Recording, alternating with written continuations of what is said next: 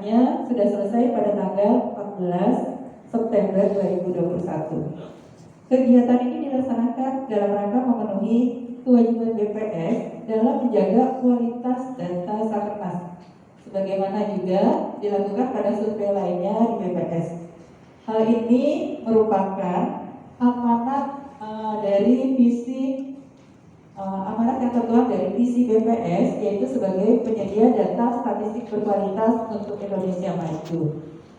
Lapor tenaga kerjaan ini akan menghasilkan output data final Sakernas Agustus 2021.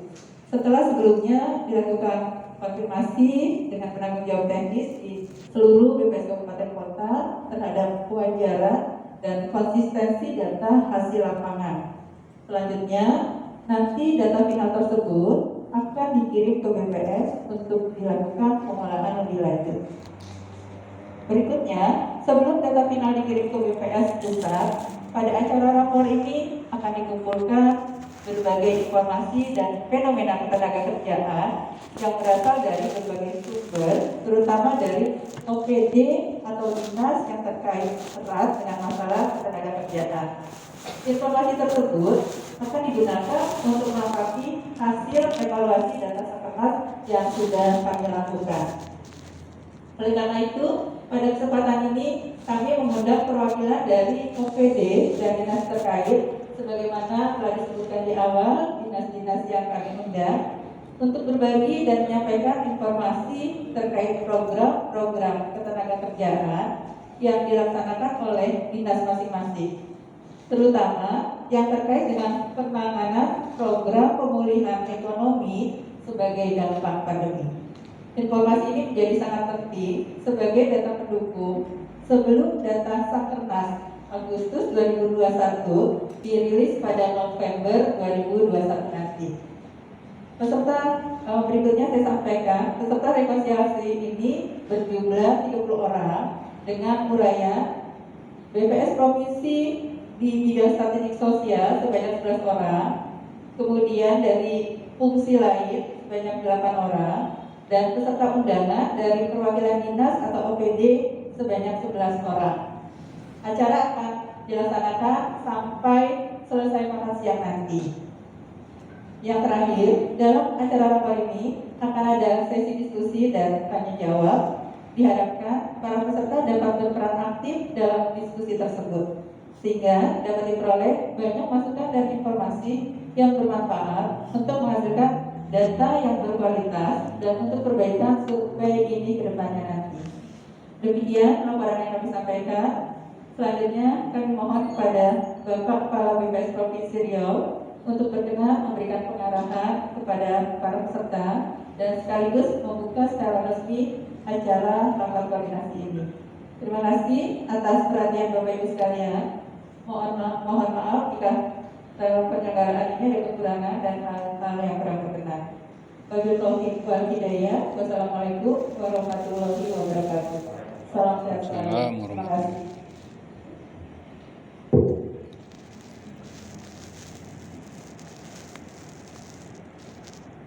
Terima kasih kepada Ibu Rini. Baik, hadirin yang berbahagia, acara selanjutnya adalah arahan sekaligus pembuka acara rapat koordinasi ketenagakerjaan yang akan disampaikan oleh Kepala Badan Pusat Statistik Provinsi Riau. Kepada Bapak Dr. Andes Miskarudin MSI, kami persilakan.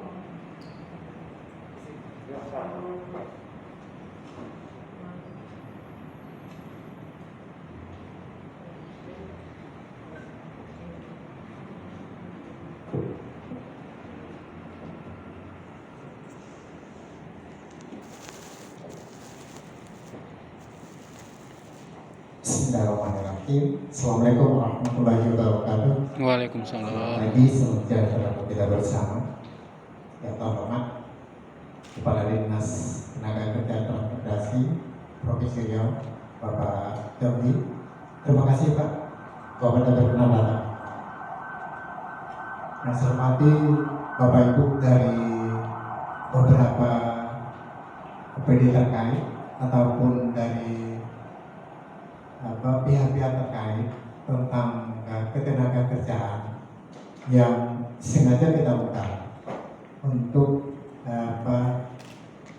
kami supaya tahu apa program-program ketenagakerjaan yang sudah kita lakukan bersama. Untuk apa itu? Supaya BPS Provinsi Riau nanti dalam menghasilkan data yang sebagaimana disampaikan oleh Bu Rini Absari tadi, semua sudah selesai di lapangan dan semua sudah kita entry, dan hasilnya insya Allah nanti November ya Pak. November kita akan rilis angka ketenagakerjaan itu. Yang saya hormati para Bapak Ibu di BPS Provinsi Riau, ada KM, Kepala Provinsi dan SKF yang berbahagia. Pertama, mari kita ucapkan puji syukur Allah Subhanahu wa Ta'ala, Tuhan Yang Maha Esa, atas limpah rahmat dan karunia-Nya. Alhamdulillah kita diizinkan untuk bisa kumpul di sini dalam satu tekad menjawab apa yang disampaikan oleh Pak Gubernur kita Pak Tambuar di hadapan Kepala BPS RI. Jadi waktu kita webinar, kalau masalah saya webinar dalam rangka HUT Provinsi Riau yang ke-64, kita menghadirkan keynote speak itu Kepala BPS RI, dan yang membuka acara adalah Bapak Gubernur. Satu pembicaraan hangat beliau Pak Gubernur dengan Pak Kepala BPS RI adalah kenapa ya kok di zaman pandemi ini TPT-nya turun. Itu saya masih terngiang di saya. Nanti mungkin bisa dijelaskan oleh BPS. Habis itu saya komunikasi dengan Kepala BPS RI, Pak Kepala BPS Pak Dr. Marco Yono. Saya sampaikan beberapa fenomena yang ada di Riau. Namun untuk Agustus 2021 kan kita belum dapat fenomena itu. Terima kasih Bapak Ibu. Kelihatannya acara ini adalah bukan acara yang pertama kami lakukan. Karena waktu kami mau menghasilkan data Sakernas yang periode sebelumnya, kita juga mengundang Bapak Ibu perwakilan yang berhubungan dengan ketenagakerjaan. Terima kasih atas beberapa masukan dan beberapa fenomena yang itu sangat kami butuhkan. Karena apapun data di lapangan, kalau fenomenanya kami tahu, berarti kami bisa sampaikan ke publik. Ada beberapa hal yang saya lihat, apalagi sekarang zaman pandemi COVID, walaupun sekarang sudah PPKM level 3 dan beberapa sekolah sudah buka, dan juga beberapa berhubungan dengan kondisi kita di Riau, khususnya di Pekanbaru. Bapak Ibu hormati, saya banggakan kita memang betul-betul berharap diskusi kita, makanya kita judulnya rapat koordinasi Bapak Ibu. Rapat koordinasi indikator ketenagakerjaan Sakernas hasil Sakernas Agustus 2021. Tolong bantu kita, bantu Riau untuk menuju Riau Bersatu.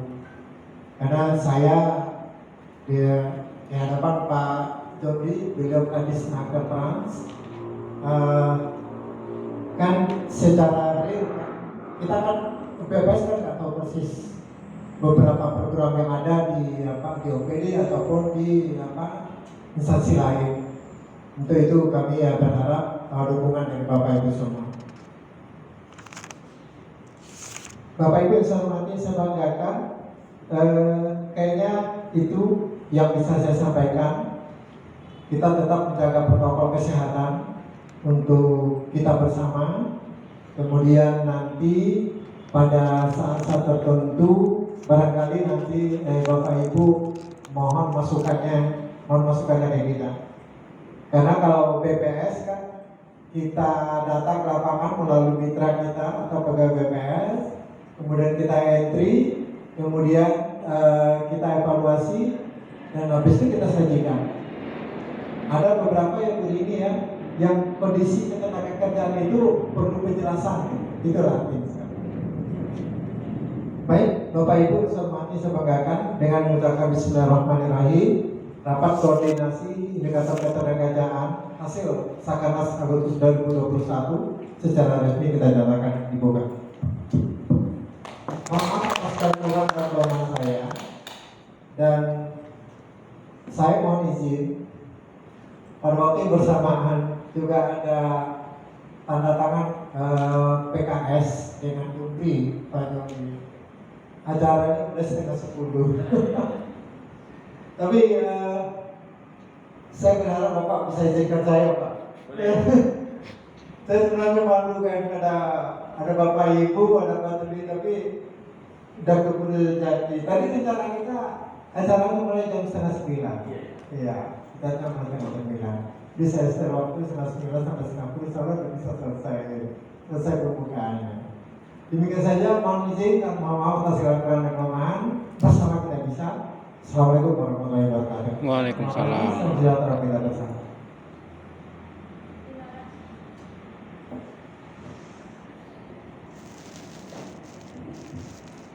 Terima kasih kepada Bapak Dr. Andes Misparudi, MSI, yang telah memberikan sambutan sekaligus membuka kegiatan rapat koordinasi ketenagakerjaan pada pagi hari ini. Bapak Ibu yang berbahagia, untuk mendokumentasikan kegiatan pada pagi hari ini, kita akan melakukan foto bersama. Dipersilakan hadirin untuk maju ke atas pentas untuk foto bersama.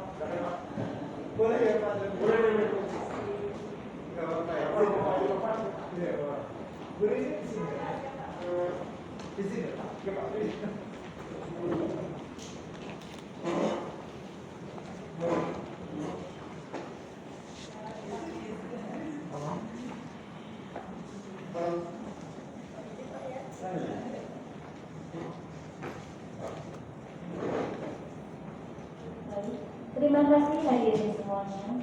Acara selanjutnya, kami mohon arahan dari Kepala Dinas Tenaga Kerja dan Transmigrasi Provinsi Riau untuk memberikan arahan terkait acara rapat koordinasi ketenagakerjaan pada pagi hari ini. Kepada Bapak Jumri MSI, kami persilakan.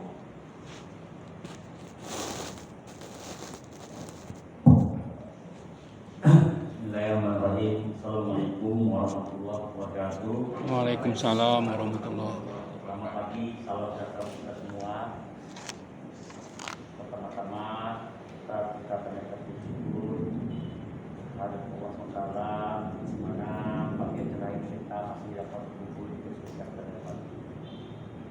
Jadi salam kita sampaikan kepada Nabi besar Nabi Muhammad SAW. Semoga kita bersama ini dapat pada beliau. Di pagi hari ini kami melakukan snaker mengucapkan terima kasih. Kami telah diundang dengan beberapa OOD untuk kita duduk bersama dalam rapat koordinasi ketenagakerjaan Provinsi Riau. Tentu kita jelas bersama mendengar bahwasanya pihak statistik juga diberi amanat oleh pemerintah pusat untuk mendapatkan data-data tentang hal ketenagakerjaan dan akan dilaporkan di pemerintah pusat. Karena ketenagakerjaan ini juga melibatkan beberapa OPD instansi yang sudah tadi diundang ya. Itu nanti kita share pendapat. Dari kami tentu kami akan menyampaikan beberapa hal yang mungkin ini menjadi bahan masukan untuk BPS yang sudah terjadi, yang sudah terlaksana di pemerintah provinsial. Karena bagi teman-teman juga, kami juga punya mengumpulkan data dia dari BPS ketenagakerjaan di bidang ketenagakerjaan. Bapak Ibu yang kami hormati, pemerintah provinsial ini juga kami tentu sudah melakukan beberapa kali rapat. Ini sini ada mungkin Bapak ya. Biro ekonomi ada? Ada ya. Biro ekonomi nggak undang ya.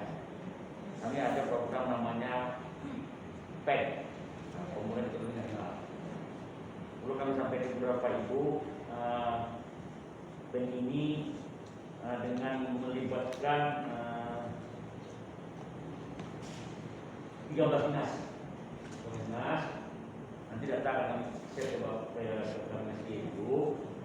Misalnya kesehatan, sosial, PUPR, pangan, dinas perindustrian, perkebunan, peternakan, kelautan, pemberdayaan desa, pariwisata, tenaga kerja, pemuda olahraga dan lain-lain. Inilah dinas yang 13 ini bagaimana menjadi ikon untuk penerapan pemulihan ekonomi semasa COVID dengan fungsinya masing-masing. Misalnya kalau untuk bantuan sosial, tentunya sosial. Kalau untuk pemulihan ekonomi, tadi yang saya sebutkan ada beberapa dinas dan juga masalah kesehatan. Total anggaran di APBD Provinsi itu berjumlah lebih kurang totalnya 560 miliar 532 juta 660.000 rupiah. Nah, untuk dinas tenaga kerja sendiri kami mengamankan dana sebesar 4 miliar 51 juta.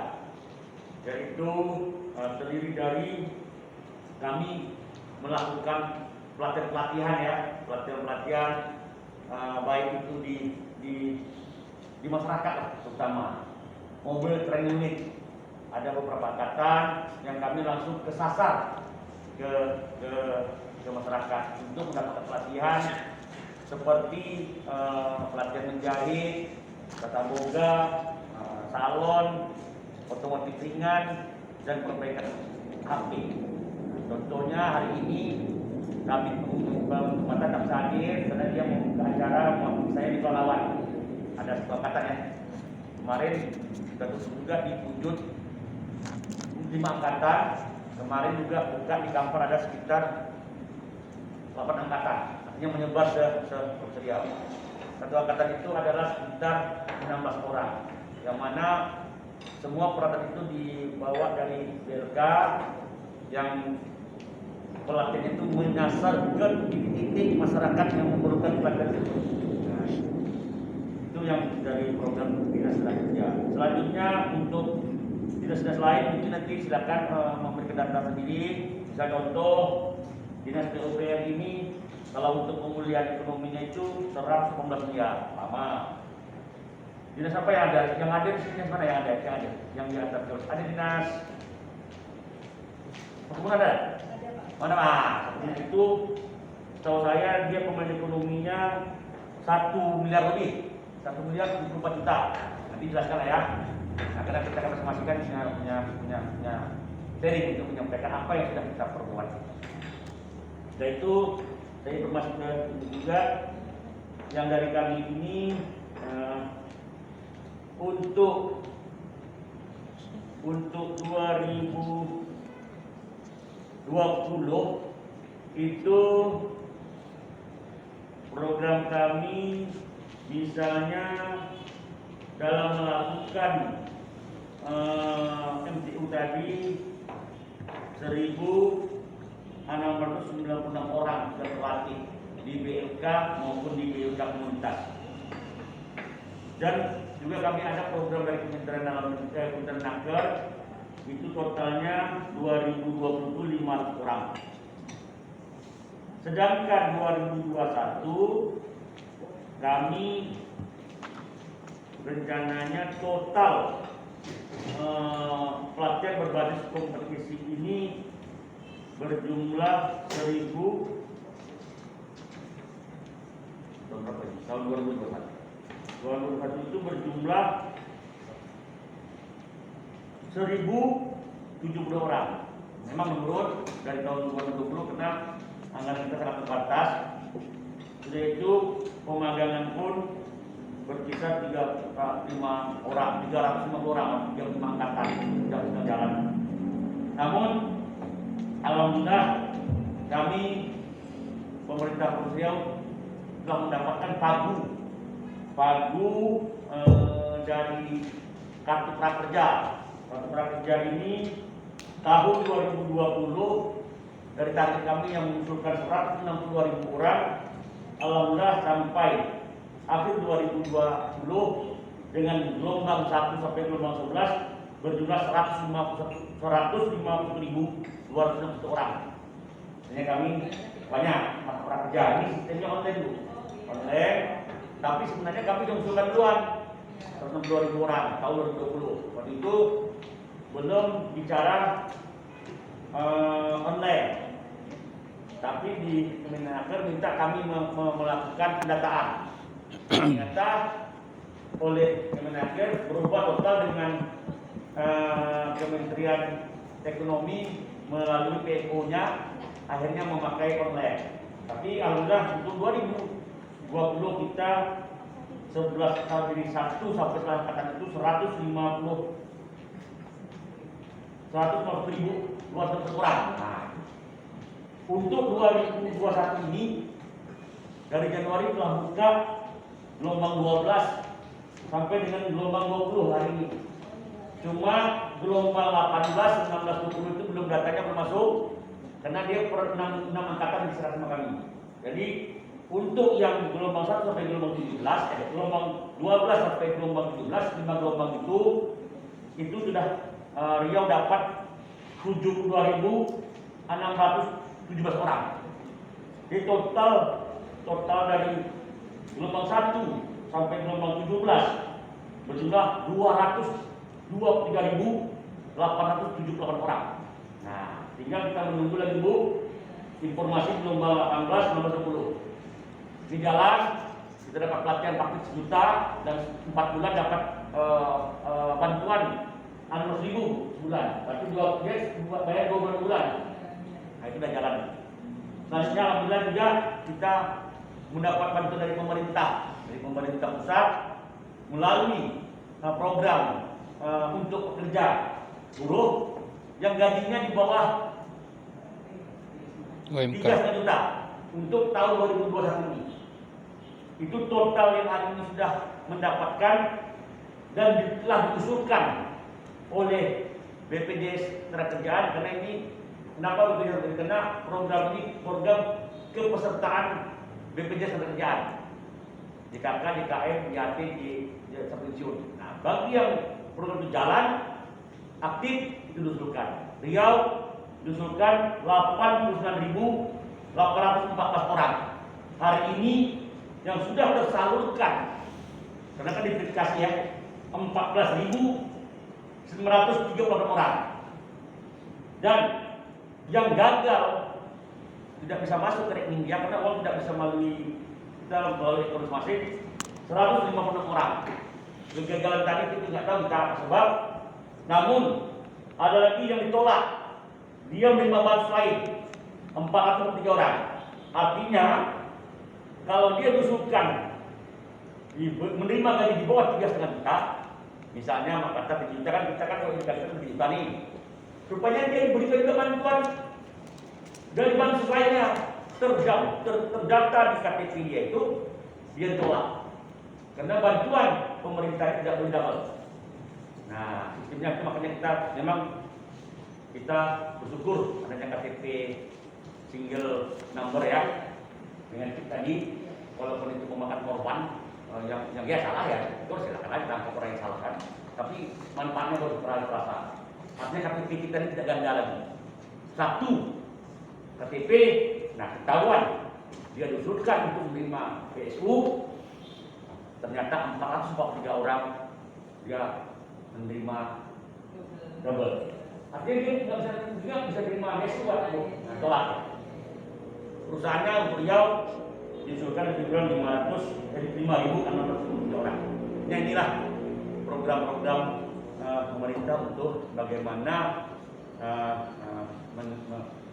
mendukung hubungan ekonomi dalam kondisi hari ini kita terpuruk dengan COVID-19. Mudah-mudahan kita lihat hari ini laporan juga sudah melandai, mudah-mudahan pelayanan kita pertahankan.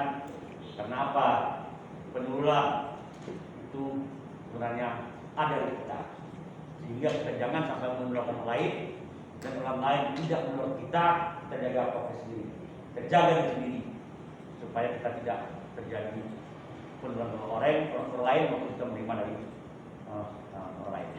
Dan itu saya sampaikan juga Ibu, kami ini juga telah bekerja sama dengan BPI Riau, itu pemulangan tenaga kerja asing luar negeri itu 30 orang tahun 2021. Kalau untuk tahun 2020 lebih kurang 366 orang. Nah, itulah program-program yang selama ini dari Disnaker. Dan juga kami juga berinisiatif bersama nih kawan kita nih, KBSI, Perguruan Tinggi Tokoh Guru Riau. Apindo ada Apindo, BPJS Ketenagakerjaan, Kesehatan berapa? 2020, Pak Juli, kita ingin berbagilah ke kawan guru kita ini, karena dengan pola pemerintah sekarang itu waktu 2020 tidak memberhentikan karyawan, tapi kalau kita dirumahkan, tapi kalau terpaksa apa boleh buat, makanya kita kumpul sembako, kita bagi sesama peduli. Itu dana bukan dari APBD, APBN, kemudian dana dari perusahaan yang dikoordinir oleh kami, dan kemudian kami berikan kepada penerimanya kaum bekerja yang di PHK maupun yang di PHK. Data terakhir sama kami yang PHK itu baru mulai 2020 ya sampai sekarang itu lebih kurang sekitar 900-an yang PHK. Memang kalau dulu makan banyak dan paling kurang. Nah, karena makanya hal ini juga menjadi semacam Riau bersyukur karena PHK yang tidak menjadi sasaran. Kenapa? Riau hari ini kita termasuk ekspor yang besar untuk non migas kita. Kemarin kita itu dari data dari BPJS juga ya, yang Pak Gubernur langsung untuk menyampaikan. Artinya kita masih aman karena didukung dengan perkebunan sawit, CPO, kita didukung itu. Tapi kalau Bapak Ibu lihat di Pulau Jawa yang pabrik-pabriknya betul-betul untuk konsumtif seperti di Jawa Barat itu buat alis mata, rambut itu betul-betul ya banyak mungkin PHK, dirumahkan. Nah, jadi wajar kalau kita negara kayak ini mungkin pemerintah pusat keanggarannya lebih ke sana. Namun kita juga bersyukur Riau punya sumber daya alam yang bagus, ekspor yang bagus. Hari ini juga mungkin Bapak katanya bisa sama KBSI ini buruhnya ada di sektor perkebunan, insyaallah tidak ada terjadi PHK. Namun khusus untuk perhotelan, jasa, kuliner, pariwisata memang tidak memang terjadi PHK, tapi itu pun tidak mempengaruhi daripada hal-hal yang tidak menjadi kerawanan di Riau ini. Mudah-mudahan malam sudah saya baca harga kita masih naik 28 lebih ya, dan masih bersyukur. Artinya dia tertopang oleh sektor. Dan saya tunggu ya dari kami, cuma saya mohon Bu, kira-kira kami catat data berapa sih sebenarnya akibat dari pandemi ini data yang nganggur, tapi bukan yang nganggur biasa ya nih. Ada orang tamat sekolah itu data ke kami pasti itu sekitar sekian persen per tahun itu orang belum kerja. Saya sekarang mendapat data ini orang yang sudah bekerja dia berhenti PHK. Ini perlu saya data. Kalau ini data perlu masuk ke kami. Karena hari ini yang melakukan sama saya sekitar lebih kurang dari 2020 sampai 2021 ini baru sekitar di bawah 1.900 lebih. Nah, apakah dia ada melapor atau gimana itu saya belum dapat. Tapi yang ini yang sudah melapor kami. Tapi dia ini ada yang kategorinya kontrak, habis kontrak itu ada.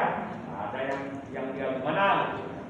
Memang hari ini kami sudah membuktikan bagaimana tentang kaum pekerja kita yang selama ini bekerja di sektor migas. Ini kalau kita ini yang sekarang ini berpindah ke PHR, yang ada kira-kira pekerjaannya yang masih muda, perlu melakukan verifikasi proyek itu, masih menunggu 3 bulan, memang rasa ada sebagai dirumahkan lah untuk istirahat. Itu mudah-mudahan kalau sudah selesai perusahaan yang baru itu akan berjalan. Selesai itu Bu, saya mau tanya ini data yang perlu ada ya. Assalamualaikum warahmatullahi wabarakatuh. Waalaikumsalam. Terima kasih kepada Bapak Jody atas informasi dan arahan yang telah disampaikan pada pagi hari ini. Bapak Ibu peserta yang berbahagia, pandemi COVID-19 yang mulai melanda Indonesia sejak Maret 2020 tentunya memberi banyak dampak. Salah satunya pada sektor ketenagakerjaan. Maka dari itu, kami Badan Pusat Statistik sebagai lembaga yang merilis indikator terkait ketenagakerjaan mengundang Bapak Ibu semua untuk hadir pada acara Rapat Koordinasi Ketenagakerjaan Provinsi Riau. Diskusi pagi ini akan diawali dengan penyampaian paparan terkait indikator ketenagakerjaan Provinsi Riau. Dilanjutkan dengan penyampaian informasi atau fenomena dari tiap peserta. Acara inti berupa diskusi terkait isu terkini kondisi ketenagakerjaan pada pandemi COVID-19 di Riau akan dipandu oleh Ibu Rini Absari. Kepada Ibu Rini Absari, kami persilakan untuk dapat memandu jalannya acara. Terima kasih kepada MC Mbak Linda ya atas kesempatan yang diberikan saya.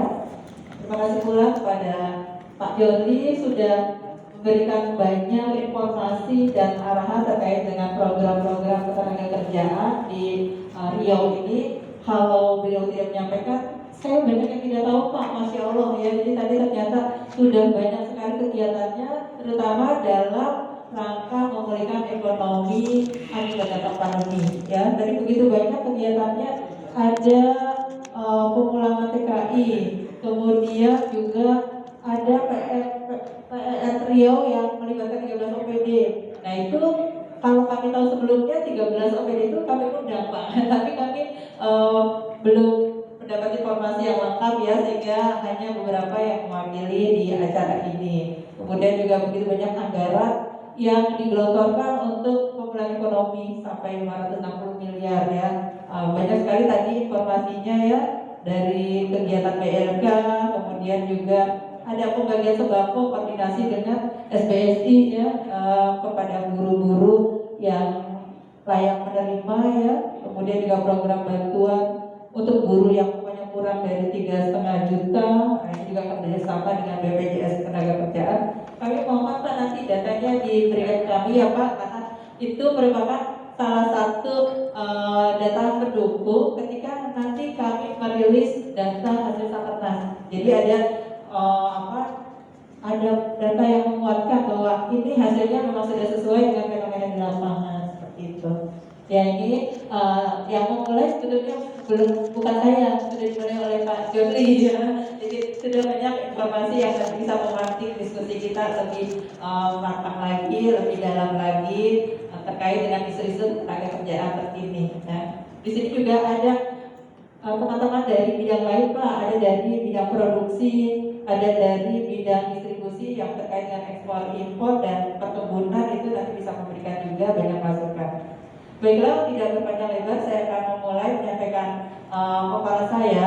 Ini juga saya sampaikan untuk melihat gambaran secara umum mengenai kondisi perekonomian dan ketenagakerjaan di Riau sampai dengan triwulan 2 kemarin. Karena untuk yang Sakernas Agustus 2021 ini datanya belum bisa kita publish. Ini yang akan kita peroleh informasi dari Bapak Ibu sekalian dari hasil diskusi inilah nanti yang akan melengkapi data Sakernas 2021. Ya, Kalau tadi yang Pak Jonli minta mengenai data berapa banyak buruh yang terdampak pandemi itu ada Pak? Ya ada, dari tahun lalu itu sudah ada. Jadi dari Agustus 2020 berapa banyak yang terdampak COVID itu sudah ada. Ya nanti kami sampaikan ya.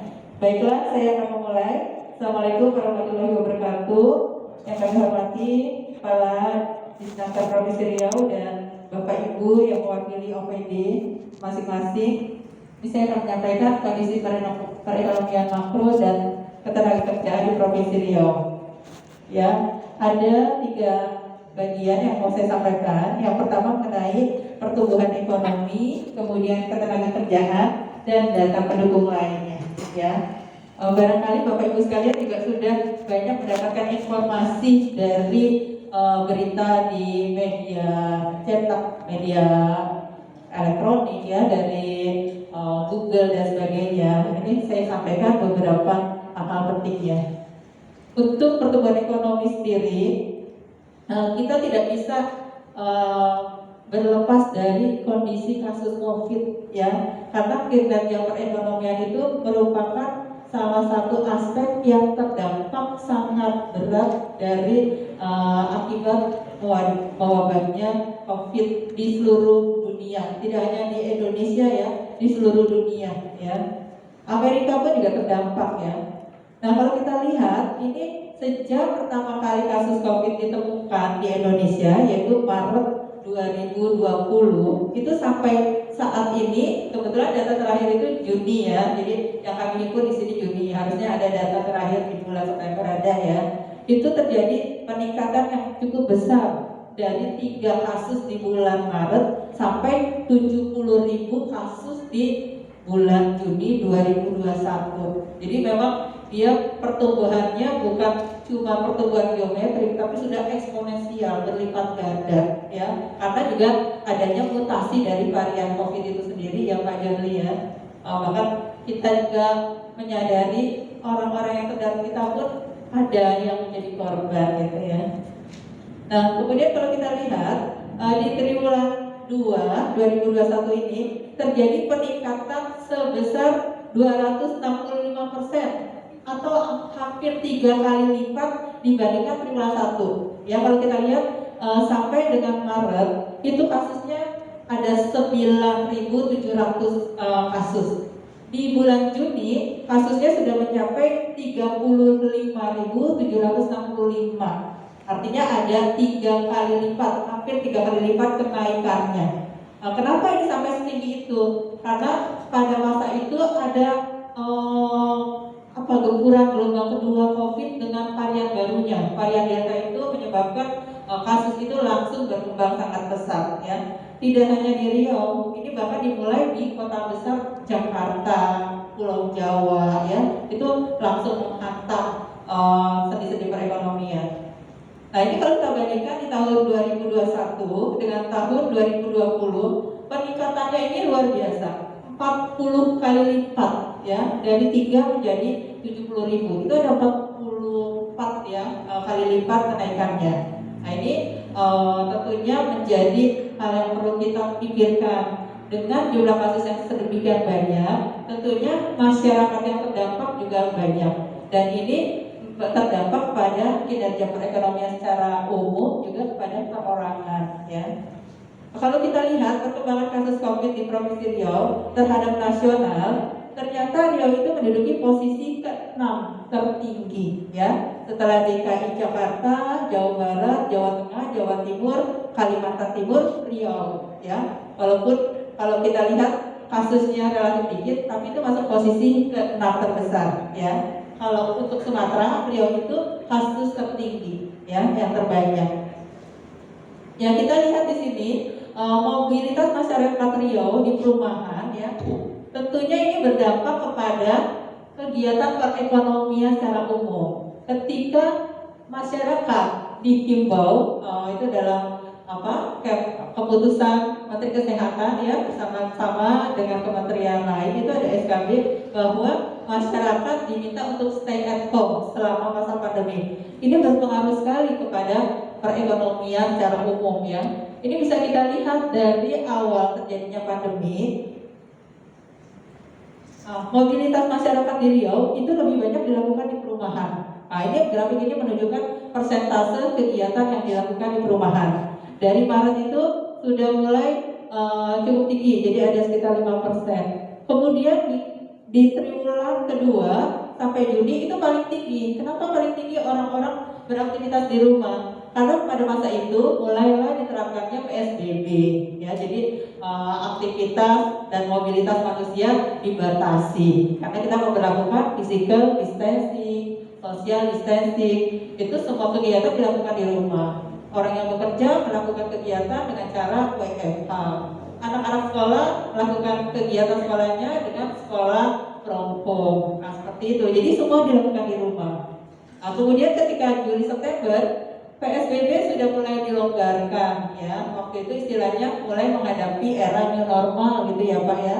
Nah, ini sudah mulai. Jadi yang tadinya WFH itu proporsinya dikurangi. Kalau tadinya sebagian besar, sekarang sudah mulai separuhnya. Di sini mulai ada aktivitas di luar rumah, ya. Begitu pula di triwulan keempat sudah mulai sedikit aktivitas di dalam rumah, ya. Semakin kesini, semakin sedikit lagi. Nah, kalau kita lihat di triwulan 2 2021 itu aktivitas di dalam rumah sudah mulai sedikit, ya. Di sini sebetulnya ada dua konsekuensi. Ketika orang sudah mulai melakukan aktivitas di luar rumah, ini bisa menimbulkan penularan COVID. Nah, itu untuk aspek negatifnya. Tetapi kalau dari aspek positifnya, ini menunjukkan bahwa geliat ekonomi sudah mulai meningkat. Karena orang yang keluar rumah itu beraktivitas, dan sebagian besar ini untuk aktivitas ekonomi. Nah, di sana juga nanti bisa terlihat dari pertumbuhan ekonominya, ya. Itu tadi di perumahan. Kalau kita lihat mobilitas masyarakat di taman dan di pasar, ya. Ini pada awal-awal nggak boleh itu ada orang yang keluar rumah, sehingga taman-taman itu sepi, ya. Kita lihat dia pertumbuhannya itu di bawah normal, di bawah warna merah. Pernah terjadi kenaikan di kuartal 3 tahun 2020. Nah, ini ketika orang sudah sangat lelah selama satu semester diam di rumah saja, kemudian diberlakukanlah new normal, kehidupan new normal. Itu berbondong-bondong keluar rumah, dan pergi ke taman, ke rekreasi. Itu mulai ada pertumbuhan warna biru di kuartal ketiga tahun 2020, ya. Namun ketika orang-orang sudah mulai keluar, itu terjadi penambahan kasus, mulai lagi diredam, ya. Itu kan kita turun naik kan, seperti PPKM kemarin ya Pak ya. PPKM dikencangkan, dilonggarkan. Kita lihat kasusnya gitu, ketika sudah membaik dilonggarkan. Nah, ini juga seperti itu ya. Kemudian kita lihat di triwulan 4 2020 di akhir itu juga ketika tahun baru itu ada kelonggaran, ya. Jadi orang-orang sebetulnya bukan kelonggaran, tapi mungkin sudah terlalu lelah diam di rumah, mereka keluar ke taman-taman. Nah, itu menunjukkan pertumbuhan yang di posisi normal warna biru. Nah, kemudian di triwulan 1 2021 itu mengalami penurunan lagi ya aktivitas di taman, ya. Jadi banyak yang diam di rumah gitu ya. Nah, di triwulan 2 ini aktivitas sudah mulai meningkat. Ada yang meskipun diperlakukan aturan membatasi kegiatan sosial, tetapi ada yang masak bodoh. Ada yang masak bodoh. Ini kami punya survei ya. Jadi seperti bagaimana menjalankan prokes itu, bagaimana memakai masker. Kami punya surveinya. Ternyata Pak Jamli ini taat prokes ya, menggunakan 2 masker. Ya, saya masih belum. Tadi saya juga lihat masih banyak yang menggunakan 2 masker ya. Itu sebetulnya yang lebih baik ya, untuk menjaga kesehatan ya, untuk menjaga atau mencegah penularan ya. Akan tetapi belum banyak. Kalau data kami hanya berapa, Pak Riri mungkin tahu, 43% apa yang menggunakan masker double ya. Itu juga salah satu cara untuk mengurangi penyebaran COVID ya.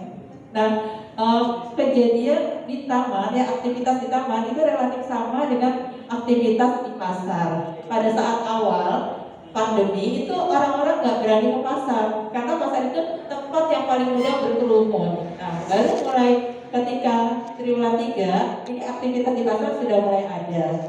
Begitu pula di tahun 2021, aktivitas pasar itu sudah mulai meningkat, warnanya biru, sudah mendekati normal. Kalau kita ke pasar itu seolah-olah tidak ada COVID, tetapi tentunya pengunjung pasar tetap menggunakan prokes ya, karena kalau tidak menggunakan prokes itu bisa mendapat sanksi gitu kan. Sekarang kita lihat bagaimana kondisi perekonomian makro dengan melihat gambaran tadi kasus-kasus COVID dan aktivitas manusia di rumah serta di luar rumah, bagaimana pengaruhnya dengan kondisi perekonomian Riau ya. Kalau kita lihat ekonomi Riau tahun 2020 selama 1 tahun ya. Kalau tahun 2021 kita belum bisa datanya karena harus berakhir sampai triwulan 4 nanti ya. Di tahun 2020 kalau kita bandingkan dengan tahun 2019 itu perekonomian Riau tumbuhnya negatif ya, minus 1,12%. Ini tentunya jauh melambat dibandingkan pertumbuhan ekonomi di tahun 2019 yang pada masa itu belum ada COVID ya. Dulu mencapai 2,81% ya. Akan tetapi di triwulan 1 tahun 2021 pertumbuhan ekonomi Riau sudah mulai meningkat. Ya, ini juga sebetulnya pengaruh dari aktivitas masyarakat tadi, sudah mulai banyak yang keluar rumah ya, sudah banyak pergerakan ekonomi. Ini menyebabkan pertumbuhan ekonomi tumbuh positif 0,41%. Jadi di triwulan 1 sudah naik dan di triwulan 2 itu meningkat lagi menjadi 5,13%. Ini pertumbuhan dengan migas ya. Akan tetapi kalau tanpa migas pertumbuhannya lebih tinggi lagi sebesar 7,40%. Kenapa pertumbuhan dengan migas malah lebih rendah? Karena migas di Riau ini saat ini itu sudah mulai berkurang sumber-sumber pengobaran sumbernya. Dibandingkan tahun-tahun sebelumnya itu sudah mulai mengalami penurunan. Akibatnya sumbangan dari sektor pertambangan semakin rendah, bahkan membuat pertumbuhan ekonominya menjadi lebih rendah jika dengan migas. Nah, kemudian kalau kita lihat sumber pertumbuhan ekonomi itu diciptakan dari mana ya?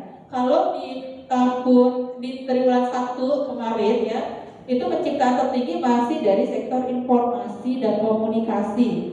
Kita tahu selama masyarakat melakukan WFH, kemudian sekolah online, tentunya kegiatan itu menggunakan fasilitas internet. Ini adalah bagian dari sektor komunikasi dan informasi, sehingga pertumbuhan ekonominya sangat tinggi. Berapa banyak kita membeli paket data, berapa banyak lisensi Zoom itu kita pakai, itu jumlahnya miliaran triliunan ya, sehingga sangat banyak sekali pertumbuhan yang dihasilkan dari informasi dan komunikasi.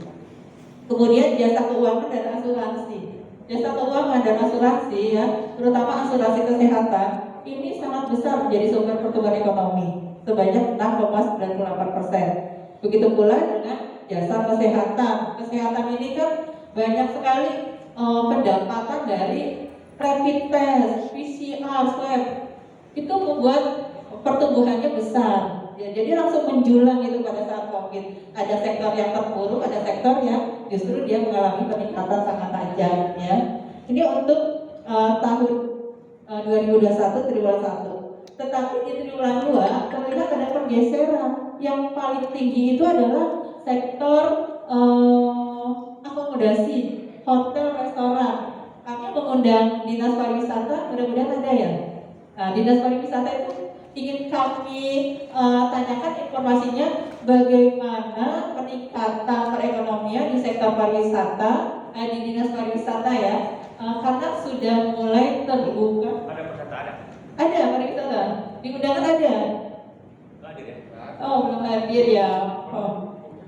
Oh iya. Saya masuk plat nomor. Iya. Kita tolong panitia untuk Dinas Pariwisata supaya kita mendapat perwakilannya. Iya. Iya, karena ini pariwisata termasuk yang terdampak, namun cepat bangkit di tahun 2021. Minta dari wisata yang undang itu hadir, kontak sakadisnya penting bisa mewakili. Iya. Saya sedang melakukan Pak Gubernur Iya, Pak. berikan data dulu karena ini kepentingan daerah. Iya, betul. Dan ini juga untuk menjawab pertanyaan Gubernur. Pak Gubernur itu menanyakan bagaimana kondisi tenaga kerja termasuk perekonomian. Nah ini yang harus kita jawab. Makanya kami berhati-hati tidak hanya sekedar data hasil lapangan, tapi kami perlu informasi tambahan dari rekan-rekan di OPD. Nah, selain juga yang ada terus disuruh minta adil. Yang juga ada. Iya. Kami juga mengundang PTSP ya. PTSP dan PTSP. Iya, PTSP. PTSP belum datang. Nah, belum. Belum datang ya. Perkebunan sudah datang? Perkebunan? Ada tadi. Ada. Ya, alhamdulillah ya. Bapeda ada ya. Ada Bapeda sudah. Pertanian, tanaman pangan dan Ada. produksi. Adik. Hubungan Pak. Ada. Ada, perkebunan ada. Hubungan ya. Ibu dari mana? Ada. Yang belum tadi pariwisata ya. Dinas sosial ada? Sosial belum Oh ya, ada. makasih Pak. Ya, karena juga ini perannya dinas sosial sangat besar ya dalam memberikan bantuan ya di saat pandemi ya. Baiklah, saya lanjut lagi ya. Dan Bapak Perindustrian ada? Oh belum datang ya? Iya, dinas perindustrian kami undang. Oke. Konfirmasi ya.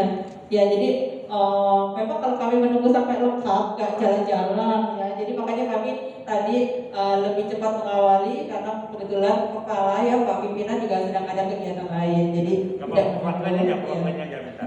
Terima kasih Pak Jambi sudah dibantu ya.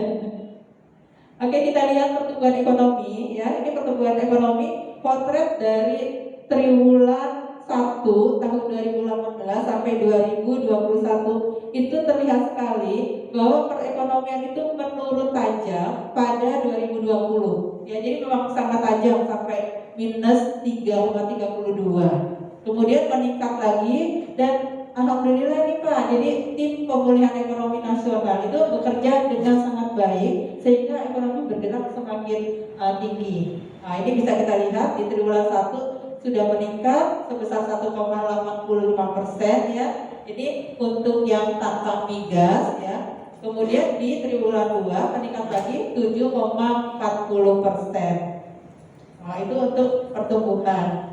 Kita bisa melihat lapangan usaha yang dominan itu apa saja. Tadi sudah disampaikan. Ini ada pergeseran dibandingkan triwulan 1. Kalau di triwulan 1 yang dominan itu adalah sektor komunikasi dan informasi. Di triwulan 2 ini yang dominan penyediaan akomodasi dan makan minum. Jadi di sini hotel-hotel sudah mulai tinggi tingkat penghunian kamarnya. Ya itu kalau bisa kita lihat sendiri banyak juga kan OPD dinas ataupun pemerintah yang menggunakan jasa akomodasi untuk pertemuan-pertemuan. Itu sudah mulai di tahun 2021. Dan ini juga tentunya meningkatkan ekonomi di sektor penyediaan akomodasi ini. Sampai persentasenya 39,06%. Kemudian yang kedua adalah transportasi dan pergudangan ya. Kalau sebelumnya transportasi itu tidak masuk 3 yang utama ya, karena apa? Masih ada pembatasan penyekatan wilayah-wilayah. Transportasi itu terganggu ya. Angkutan antar kota terbatas, penerbangan luar kota terbatas. Begitu banyak persyaratan yang ditetapkan. Harus punya bukti vaksin, harus ada swab PCR yang harganya tentu tidak murah. Ini tentunya menghambat orang-orang yang ingin melakukan mobilitas antar kota. Akibatnya sektor transportasi sebelum ini mengalami penurunan yang tajam. Nah, di tahun 2021 sudah mulai meningkat, transportasi antar kota sudah mulai berjalan normal ya. Transportasi penerbangan berjalan normal, transportasi laut juga berjalan normal. Yang terpenting adalah penumpang tetap menggunakan prokes, mentaati prokes. Kemudian sektor yang dominan lainnya adalah perdagangan dan reparasi ya. Kalau tadinya mal-mal ditutup, pertokoan-pertokoan ditutup, dibatasi. Nah, setelah tahun 2021 itu sudah mulai dilonggarkan. Ya, meskipun ada beberapa saat sempat mengalami perlambatan aktivitas karena adanya PPKM ya. Tetapi ini lebih baik kinerjanya dibanding tahun 2020 ya. Mall sudah mulai buka, bahkan sekarang ini bioskop sudah mulai buka juga gitu ya. Kalau kita bandingkan di tahun 2021 triwulan 1, inilah tiga Mas Aulia slide-nya di yang perbandingan 2021 di triwulan 1 yang dominan ini tiga sektor utama, yaitu informasi dan komunikasi sebanyak 10,18%, kemudian jasa keuangan dan asuransi, dan yang ketiga jasa kesehatan dan kegiatan sosial. Pada masa pandemi ini kesehatan dan sosial memang luar biasa aktivitasnya. Bansos itu kan dari sosial sangat tinggi di seluruh Indonesia itu, ya. Kemudian kalau kita lihat struktur PDRB ini produk regional bruto ya, dan pertumbuhan ekonomi menurut lapangan usaha di kondisi triwulan 2 Juni 2021 ini sudah mulai terlihat membaik ya. Kita bisa lihat pertumbuhannya di sebelah kanan, semuanya ada di sisi positif. Hanya satu sektor yang negatif, yaitu pertambangan dan penggalian. Dia masih negatif minus 4,19%. Akan tetapi seluruh sektor lainnya sudah tumbuh positif. Bahkan kalau kita lihat penyediaan akomodasi dan makan minum ya, hotel, restoran, rumah makan itu tumbuh sampai 39,06%. Kita patut bergembira karena ini artinya banyak penciptaan lapangan kerja. Orang-orang yang tadinya di PHK atau dirumahkan sudah mulai lagi terlibat dalam aktivitas di penyediaan akomodasi, makan dan minum ya. Yang kedua itu di transportasi dan pergudangan ya. Ini juga sudah mulai banyak kendaraan-kendaraan baik motor, mobil, antar kota, antar pulau itu sudah mulai beraktivitas secara normal. Pertumbuhannya meningkat 29,5%. Dan yang ketiga, yang tertinggi adalah perdagangan dan reparasi ya. Yang lainnya meningkat, namun ada juga yang peningkatannya tidak tinggi ya. Misalnya industri pengolahan meningkat tapi hanya 4,7%. Pertanian meningkat tetapi hanya 5,93% ya. Nah, seperti itu. Nah, ini gambaran di triwulan 2 2021. Kita bisa lihat perbedaan yang mencolok ketika triwulan 1 2021. Slide berikutnya, Mas. Nah, di sini hanya beda 3 bulan ya. Itu pertumbuhan masih banyak yang negatif ya. Jadi kalau kita lihat di bulan Januari Maret ya, itu masih banyak sektor-sektor yang tumbuh negatif. Selain pertambangan, perdagangan masih negatif. Mall belum banyak yang buka ya. Mungkin kalaupun buka karena pengunjungnya sedikit, nggak menutupi operasional, tidak menutupi biaya. Nah, itu jadi tekor gitu kan. Banyak juga mall yang belum tikar. Salah satunya apa? Giant ya, langsung tutup gitu kan. Nah, itu berapa pekerja yang ter-PHK karena tutupnya Giant. Belum lagi yang lainnya ya. Ada Ramayana, itu juga mengalami penutupan ya. Kemudian kita lihat di sektor konstruksi negatif. Kemudian di administrasi pemerintah negatif. Transportasi pada triwulan 1 masih terkontraksi sangat dalam, minus 18,57. Beda sekali dengan triwulan 2 yang dia naik sampai positif 29,5. Artinya, tentunya program pemulihan ekonomi yang dilakukan oleh tim di Provinsi Riau itu berjalan sangat baik ya, bisa membalikan fakta bahwa pertumbuhan sektor transportasi langsung tumbuh negatif dengan sangat tinggi ya.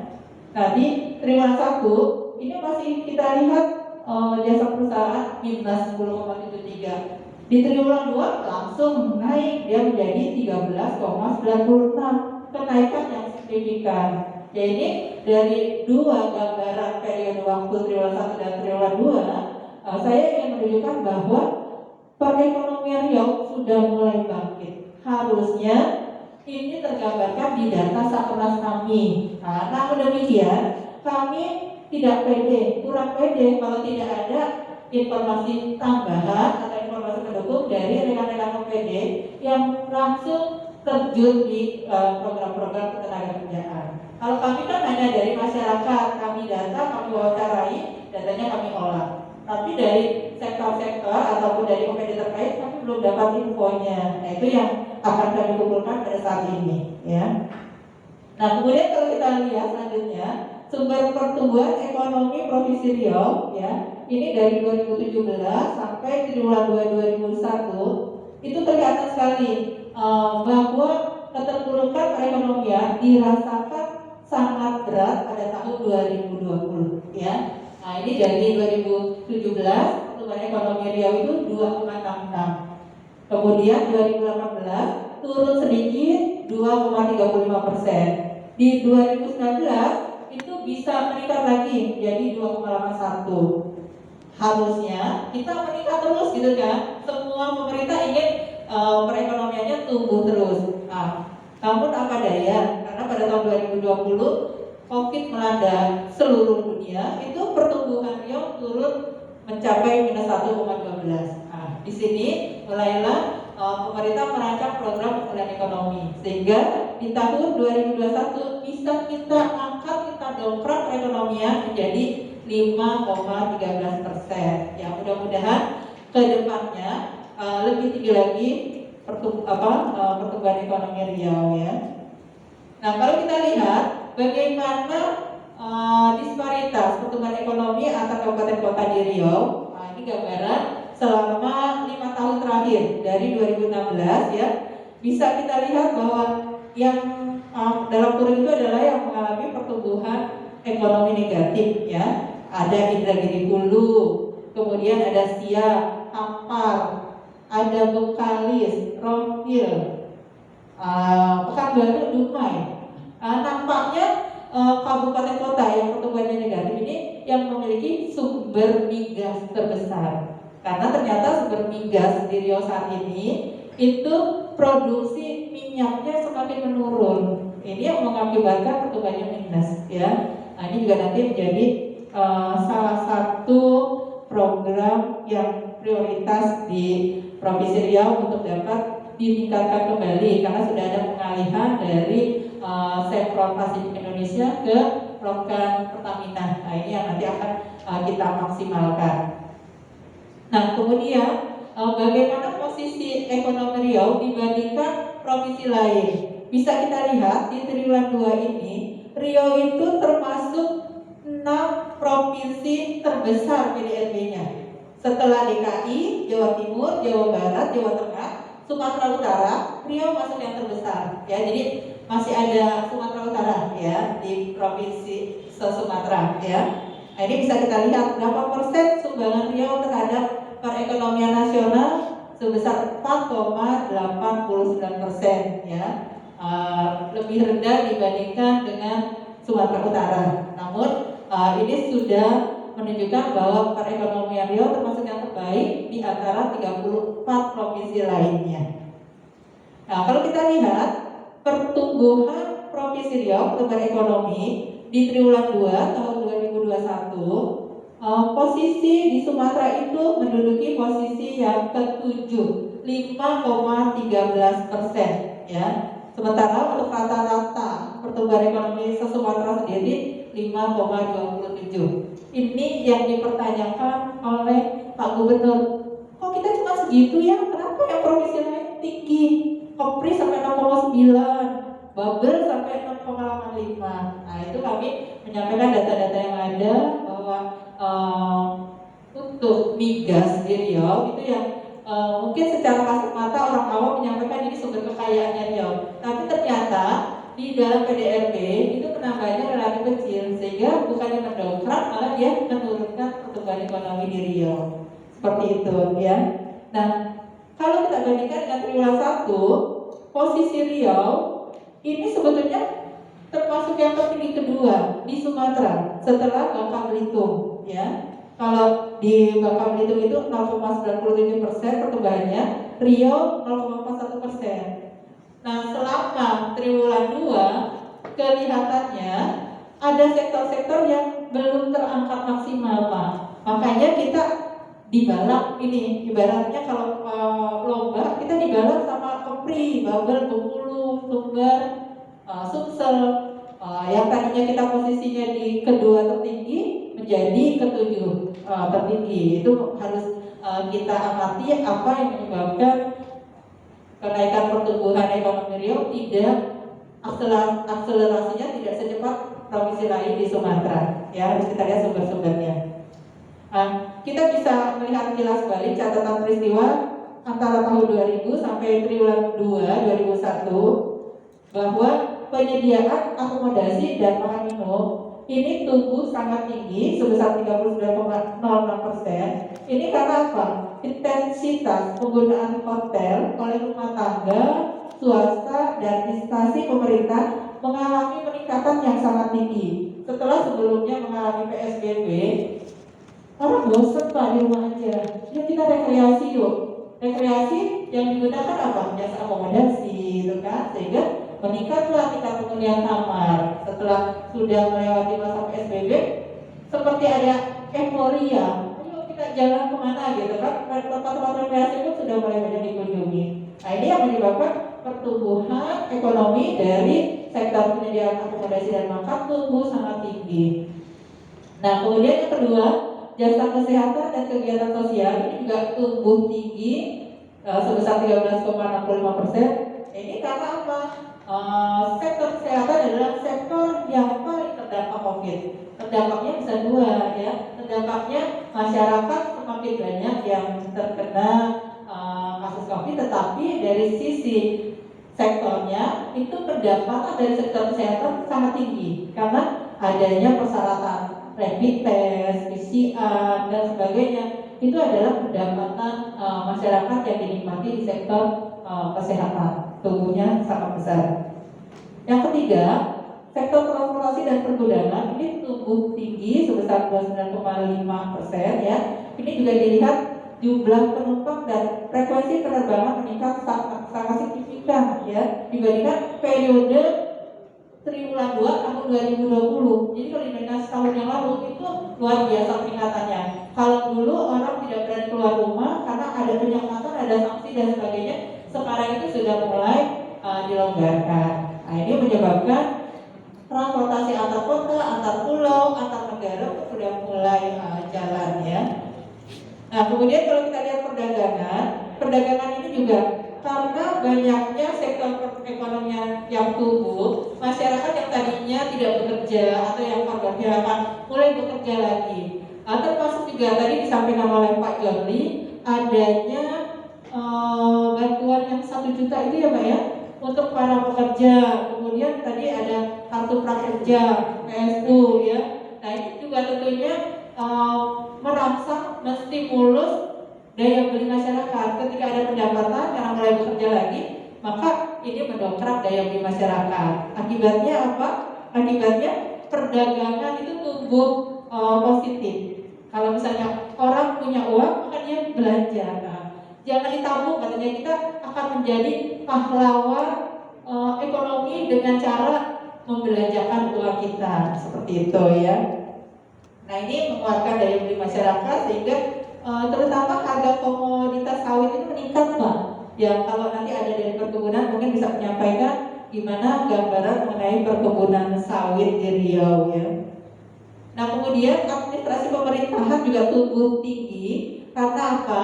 Karena adanya realisasi belanja pegawai yang disebabkan pada masa lalu THR kita nggak dibayarkan, sekarang dibayarkan. Nah pengeluaran inilah yang mengakumulasi pertumbuhan ekonomi di sektor administrasi pemerintahan ya. Begitu pula kalau dulu gaji ke-13 itu dicairkannya di ujung tahun. Nah, kalau sekarang tidak, jadi di bulan Juni kemarin kita sudah menerima gaji 13. Itu menyebabkan pertumbuhan ekonomi di sektor administrasi pemerintahan tumbuh cukup besar. Begitu pula dengan jasa perusahaan ya, sudah mulai jalan kegiatan di agen perjalanan ya. Saya nggak tahu umroh sudah mulai tahun dulu, tapi ini sudah mulai ada geliat ekonomi di aktivitas agen dan biro perjalanan serta kegiatan lain di jasa perusahaan ya. Nah, kalau kita lihat gambaran peristiwa di triwulan 2 ya, dari sisi ekspor dan impor tadi juga disampaikan oleh Pak Joni ya, ekspor kita meningkat sangat tajam sebesar 48,58%. Nanti mungkin ada Pak Saifuddin ya yang sangat memahami ekspor ya. Ekspor ini terutama dari komoditas unggulan Riau yaitu lemak dan minyak hewan nabati, kemudian bubur kayu, kertas, migas juga kita ekspor, dan berbagai produk kimia lainnya. Ini juga menjadi penyumbang pendapatan yang sangat tinggi. Kemudian impor luar negeri berbalik arah dengan ekspor. Kalau ekspor tumbuh sangat tinggi, impor ini mengalami penurunan atau kontraksi sebesar 19,19%, ya. Jadi kita mengalami penurunan impor pada komoditas bahan bakar mineral, bubur kayu, dan barang dari kayu, serta garam, termasuk garam dan kapur itu turun sangat tajam di tahun 2021. Sebaliknya, untuk konsumsi rumah tangga ini mengalami pertumbuhan 5,60%, ya. Kami mendapatkan informasi bersumber dari Google Mobility Index. Ini aktivitas masyarakat Riau di pasar sudah mulai normal, ya. Yang ini mengindikasikan penjualan retail sudah membaik, ya. Daya beli masyarakat membaik dan harga sawit itu naik 51,75% dibandingkan tahun sebelumnya. Kami juga punya survei sosial ekonomi nasional, itu terjadi peningkatan yang cukup tajam terhadap rata-rata pengeluaran per kapita per orang, ya. Ini tadi kondisi perekonomian. Kita bisa beralih ke tenaga kerjaan, ya.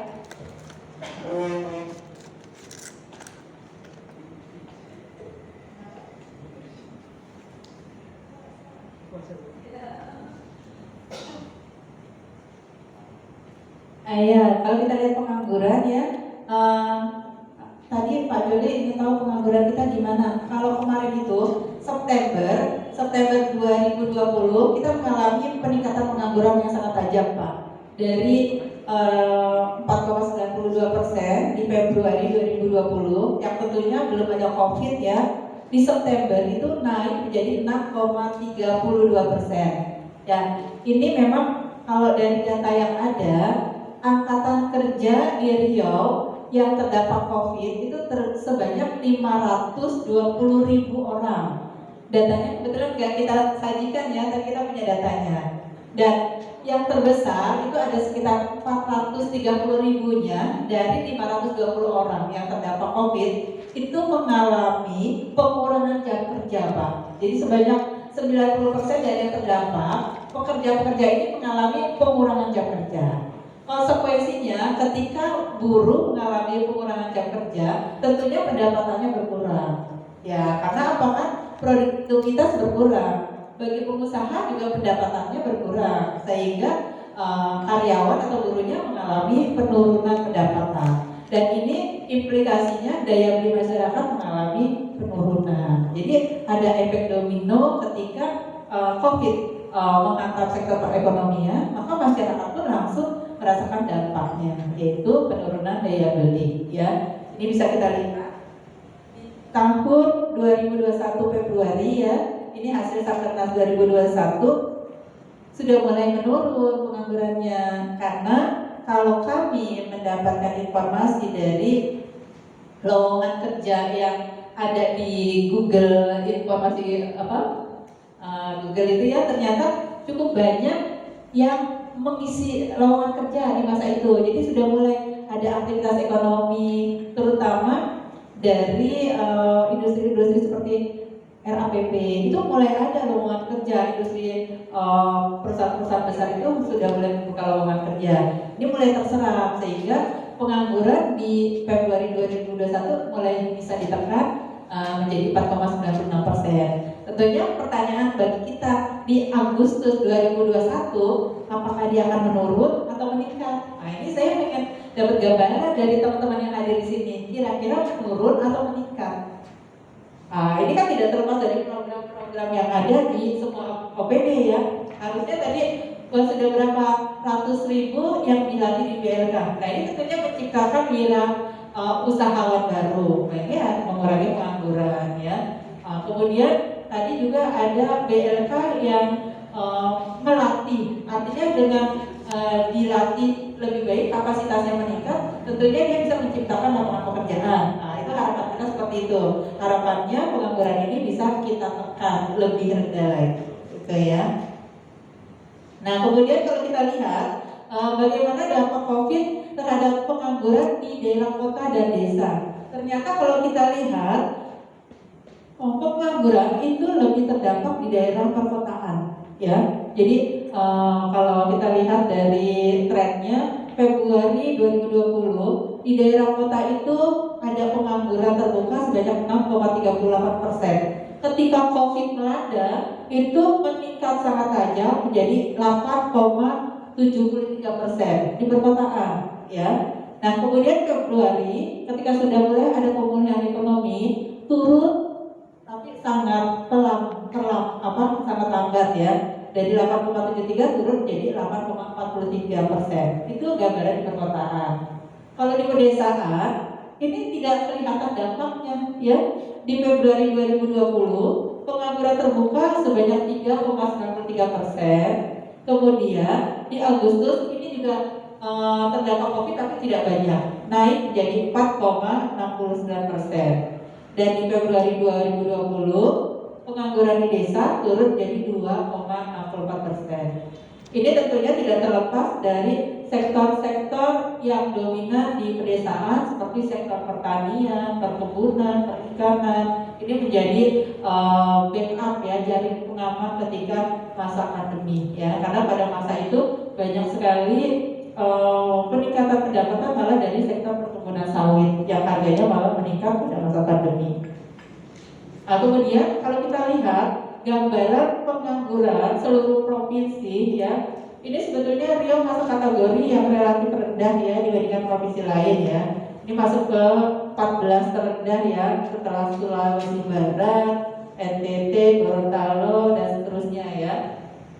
Kita berada di urutan ke-14 dengan angka pengangguran 4,96%. Kalau angka nasional itu 6,26% ya. Jadi yang penganggurannya tertinggi itu ada di Kepulauan Riau, Banten, Jawa Barat, DKI, yaitu kota-kota besar ini masuk ya penganggurannya tertinggi ya.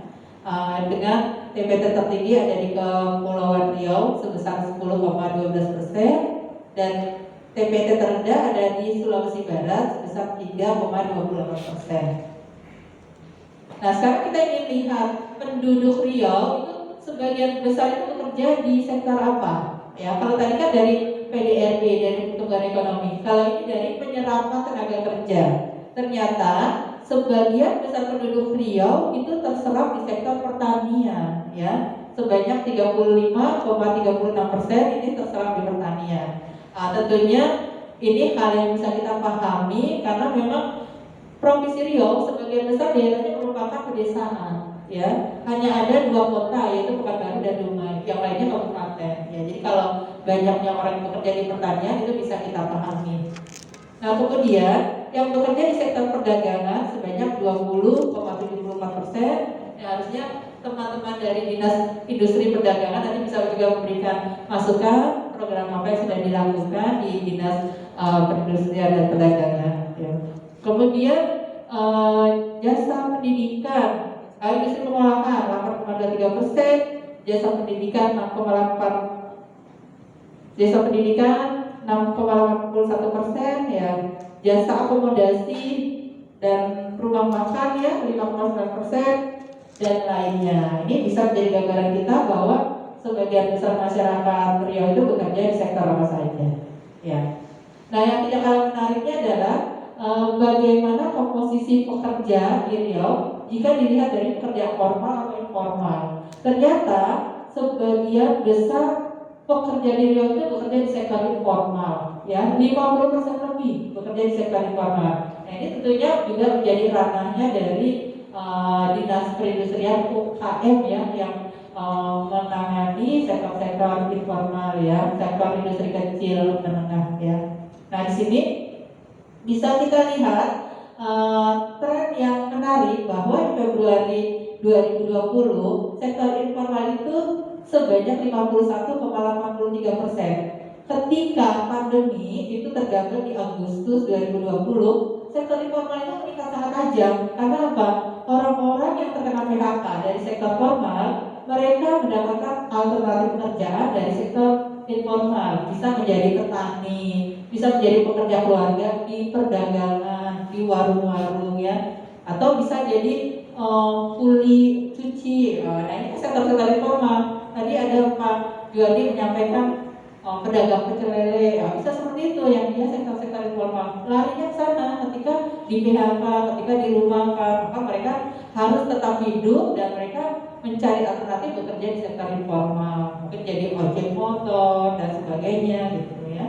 Nah, setelah adanya program pemulihan ekonomi, artinya apa? Sektor formal sudah membuka lagi lowongan pekerjaan. Ini bisa kita lihat sektor formal itu meningkat dari 44,03% di Agustus 2020, di Februari meningkat menjadi 47,94%.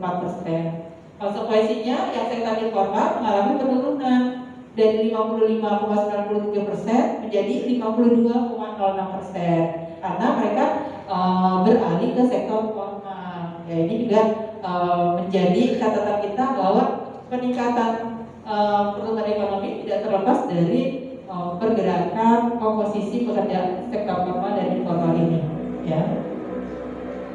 Nah, itu adalah dua data dari pertumbuhan ekonomi dan ketenagakerjaan. Kita bisa melihat bagaimana perkembangan ekspor di Riau ya dari 2019 sampai 2021. Ternyata untuk ekspor ini tidak mengalami kendala, malah meningkat ya Mas Saifuddin ya. Ekspor kita bagus ya, ternyata sampai dengan Agustus ini kita mengekspor sampai 2,20 miliar US dollar ya. Kalau kita bandingkan di tahun 2020, 2019 masih lebih tinggi. Artinya ekspor kita tidak terdampak akibat pandemi, tuh ya. Begitu pula dengan ekspor non migas ya. Jadi sebetulnya yang dominan dalam komoditi ekspor yang itu adalah ekspor non migas ya. Dari 2,20 miliar US dollar, sebanyak 2,11 miliar US dollar itu adalah ekspor dengan komoditi non migas ya. Sisanya hanya sedikit sekali ekspor migas kita gitu ya. Itu untuk ekspor. Bagaimana kalau kita lihat perkembangan tingkat inflasi ya? Selama masa pandemi itu malah kita pernah mengalami deflasi. Karena apa? Karena daya beli turun ya. Oke, nanti Mas Saifuddin bisa menyampaikan ya. Nah, kita mengalami deflasi, namun terakhir ini kita mengalami inflasi ya. Kalau kita lihat di tahun 2021, inflasi bulan Agustus itu masih deflasi ya Mas ya, Agustus ya. Minus 0,11. Di Juli mengalami inflasi 0,27. Nah, ini tentunya inflasi yang relatif kecil ya. Walaupun kalau kita lihat yang terkecil itu ada di Sumatera Utara ya Mas ya. Di si Bolga ya Mas kalau nggak salah ya. Nanti bisa disampaikan oleh Mas Saifuddin ya. Indikator lain yang dapat menggambarkan kondisi perekonomian Riau adalah perkembangan nilai tukar petani. Tadi kan bisa kita lihat begitu banyaknya penduduk Riau yang bekerja di sektor pertanian, 39%. Nah, tentunya nilai tukar petani akan mempengaruhi pendapatan penduduk Riau, terutama yang tadi itu yang bekerja di sektor pertanian. Ya, kita lihat di sini NTP Provinsi Riau di Agustus 2021 ini mengalami kenaikan 3,47%. Artinya sudah mulai membaik, pendapatan meningkat, harusnya meningkatkan daya beli dan